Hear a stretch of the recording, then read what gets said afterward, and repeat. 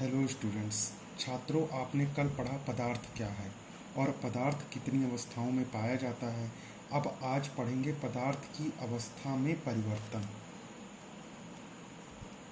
पदार्थ की अवस्था में परिवर्तन।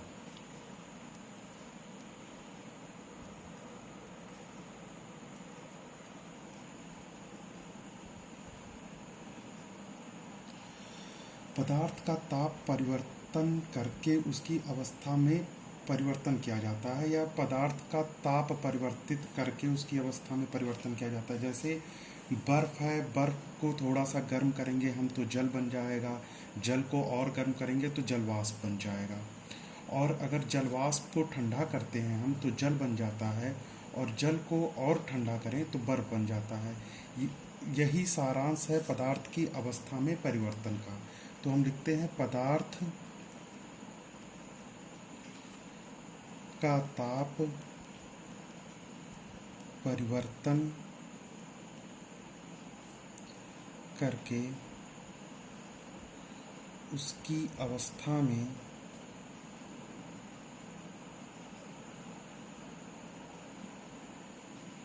परिवर्तन किया जा सकता है।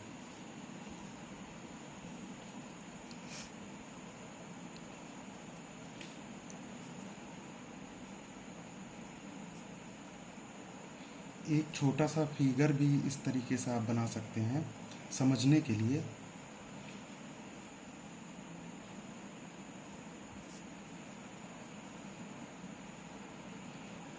कि ठोस को अगर हम गर्म करें तो वह द्रव में बदल जाता है, द्रव को और गर्म करें तो वह गैस में बदल जाता है, और गैस को हम ठंडा करें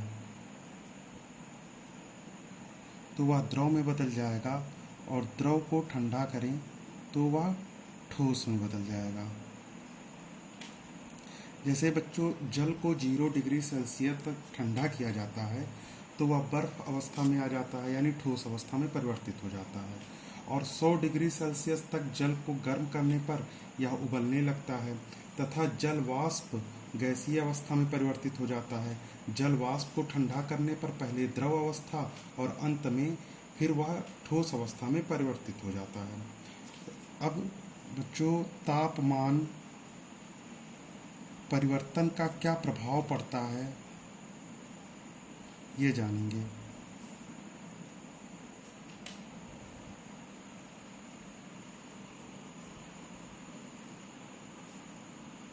बच्चों, तापमान परिवर्तन का प्रभाव पड़ने से पहले हम तापमान के बारे में जान लेते हैं। तापमान का अंतर्राष्ट्रीय एसआई मात्रक केल्विन है। तापमान का अंतर्राष्ट्रीय एसआई मात्रक केल्विन है।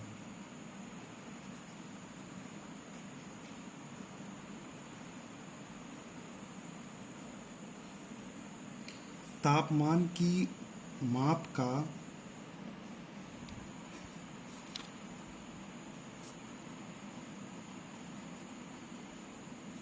केल्विन से सेल्सियस में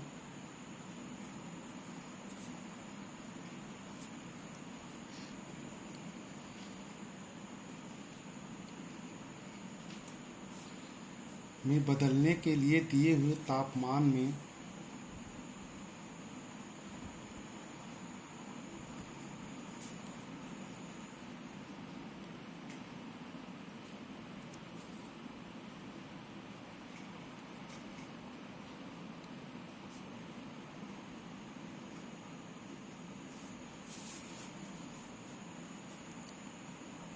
तापमान से 273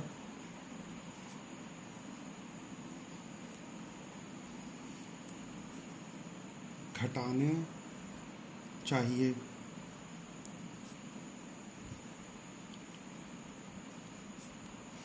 और सेल्सियस से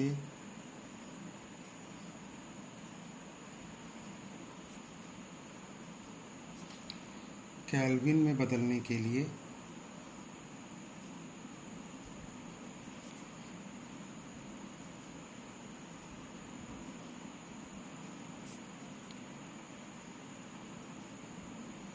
273 जोड़ना चाहिए। जैसे बच्चों, जैसे 100 डिग्री सेल्सियस है, तो 100 डिग्री सेल्सियस को अगर आप केल्विन में बदलेंगे तो इसमें आप जोड़ देंगे 100 डिग्री सेल्सियस में 273 आप जोड़ देंगे तो हो जाएगा 373 केल्विन। अब आपका अगला पॉइंट है गलनांक, जिसे इंग्लिश में कहते हैं मेल्टिंग पॉइंट।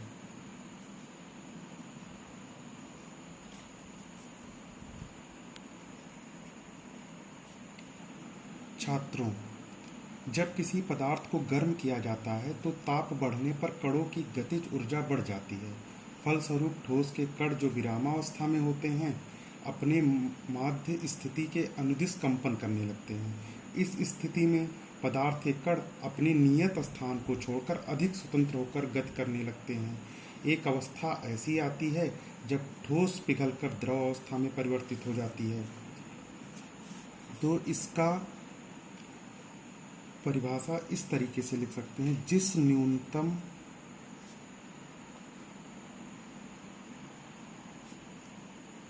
तापमान पर ठोस पिघलकर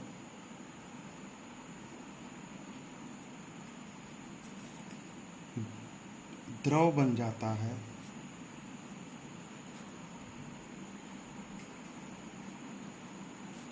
वह गलनांक कहलाता है।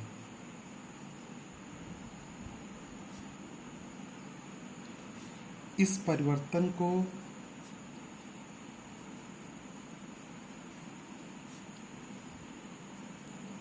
संगलन भी कहते हैं,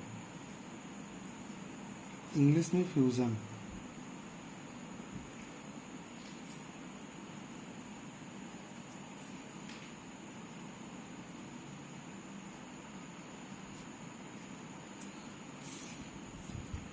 बच्चों, इसमें एक होता है गुप्त उष्मा। यहाँ गुप्त का अर्थ छिपा हुआ होता है, छिपा हुआ, जिसे इंग्लिश में कहते हैं लेटेंट हीट।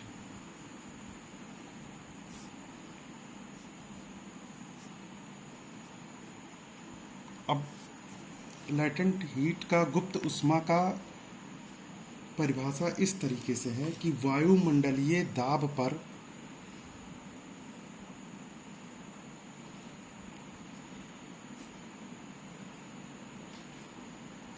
बच्चों वायुमंडल गैसीय दाब मापने का मात्रक है। दाब का एसआई मात्रक पास्कल होता है और एक वायुमंडल बराबर 1.01 गुणे 10⁵ पास्कल होता है। वायुमंडल में वायु का दाब वायुमंडलीय दाब कहलाता है। तो इसे वायुमंडलीय दाब पर 1 किलोग्राम ठोस को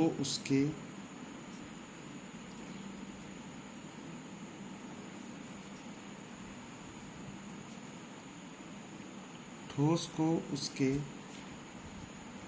गलनांक पर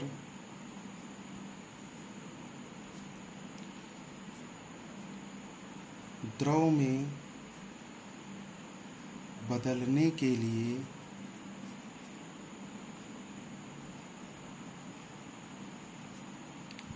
जितनी ऊष्मा की आवश्यकता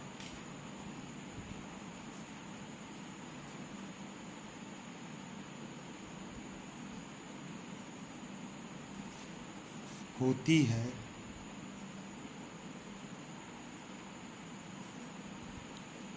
उसे संगलन की गुप्त ऊष्मा कहते हैं।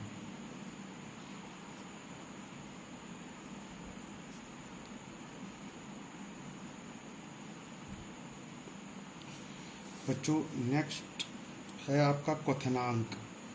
क्वथनांक को इंग्लिश में कहते हैं बॉइलिंग पॉइंट।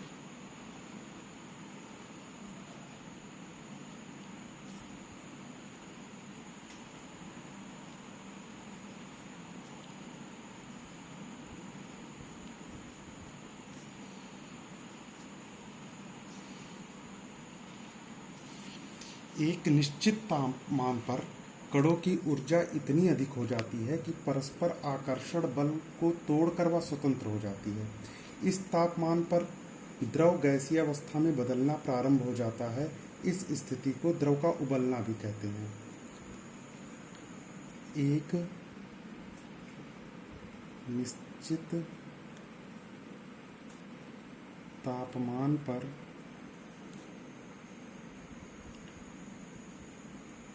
कणों की ऊर्जा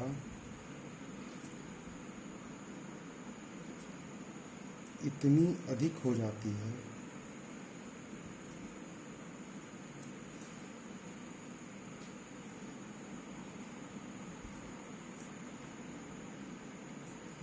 कि परस्पर आकर्षण बल को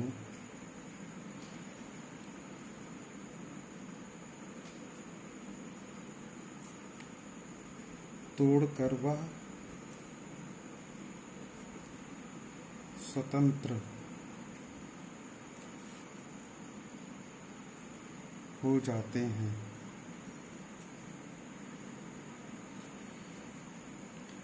इस तापमान पर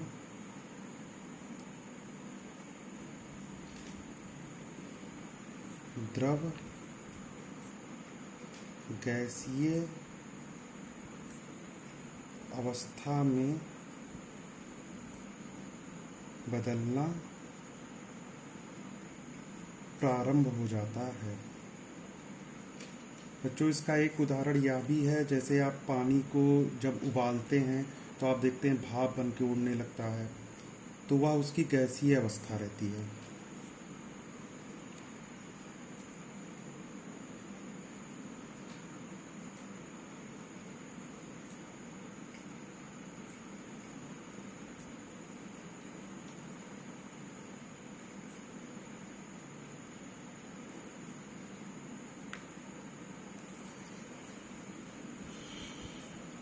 इसका एक सिंपल सा परिभाषा यह है कि वायुमंडलीय दाब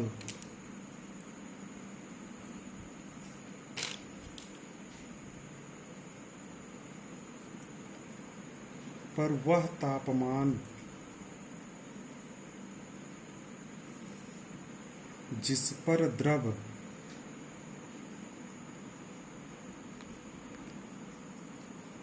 उबलने लगता है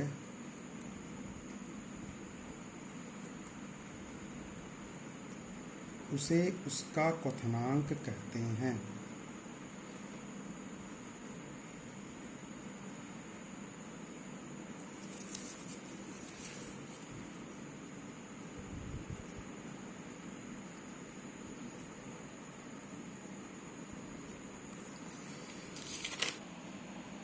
जैसे जल का क्वथनांक है 100 डिग्री सेल्सियस, 100 डिग्री सेल्सियस पर यह उबलने लगता है।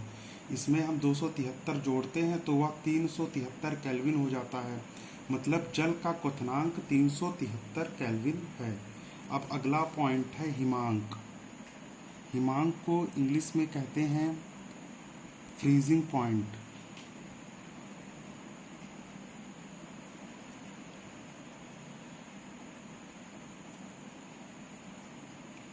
बच्चों, वह तापमान जिस पर पदार्थ की द्रव अवस्था का रूपांतरण ठोस अवस्था में हो जाता है, द्रव का हिमांक कहलाता है तथा इस प्रक्रिया को हिमीकरण कहते हैं। वह तापमान जिस पर पदार्थ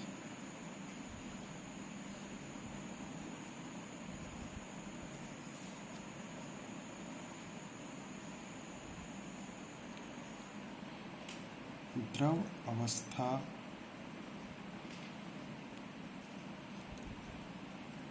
का रूपांतर ठोस अवस्था में हो जाता है,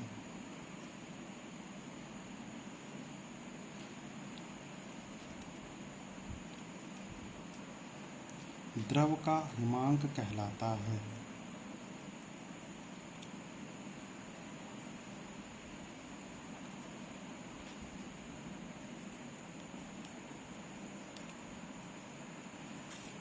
और इस प्रक्रिया को हिमीकरण कहते हैं।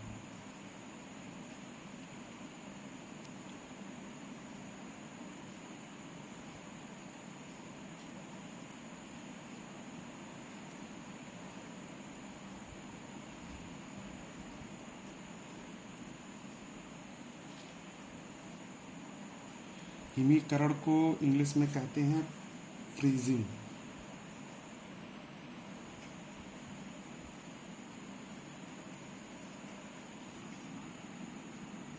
अगला टॉपिक है आपका ऊर्ध्वपातन, सब्लिमेशन।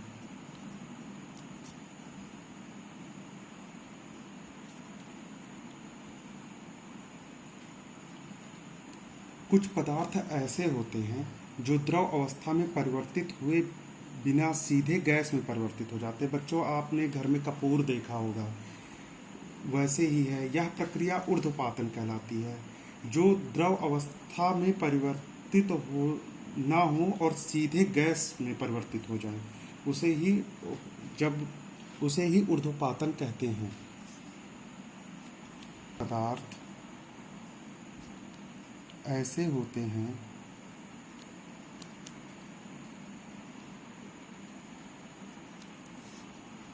जो द्रव अवस्था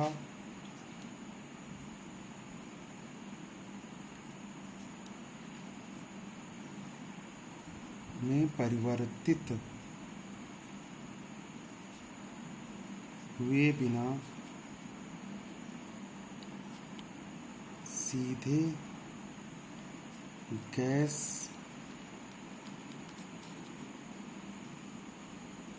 अवस्था में परिवर्तित हो जाते हैं।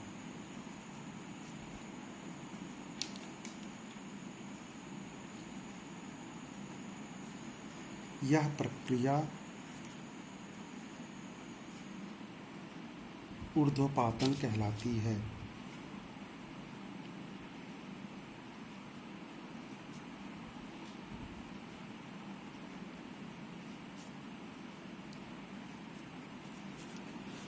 जैसे बच्चों, एक गैस है अमोनियम, एक पदार्थ है अमोनियम क्लोराइड, जो गर्म करने पर किए जाने पर सीधे गैस में परिवर्तित हो जाती है।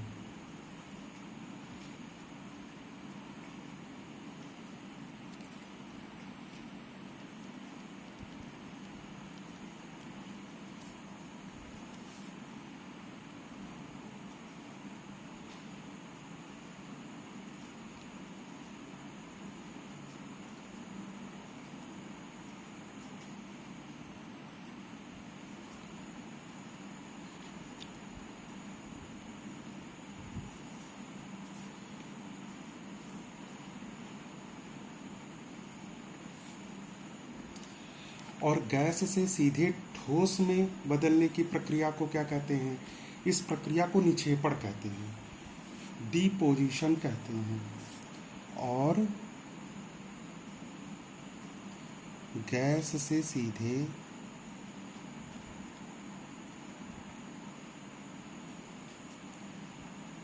ठोस में बदलने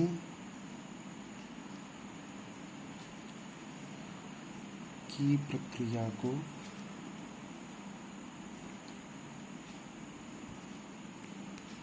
निक्षेपण कहते हैं।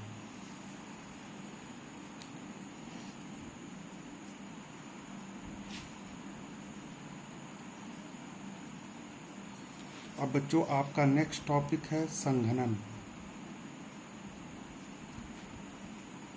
किसी पदार्थ की वाष्पों को ठंडा करने पर वे द्रव रूप में परिवर्तित हो जाते हैं। इस क्रिया को हम संघनन कहते हैं। जैसे पानी को जब आप बॉयल करें और उसके ऊपर ढक्कन लगा दें, तो आप देखते होंगे कि जो वाष्प है उस ढक्कन पे रुकने के बाद फिर जल की बूंदों का रूप ले लेता है।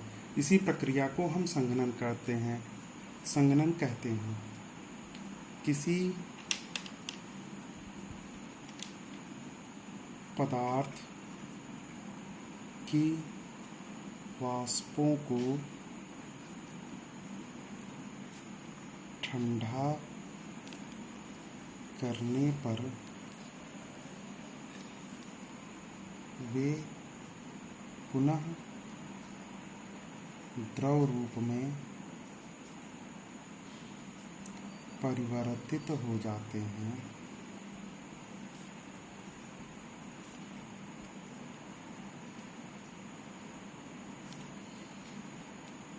इस क्रिया को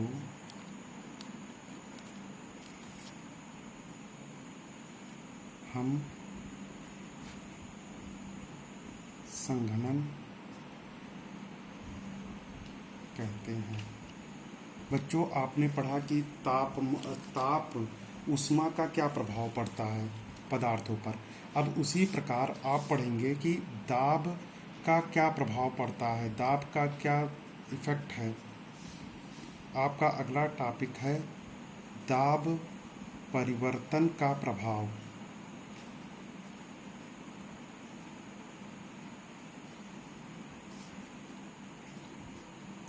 effect of change of pressure.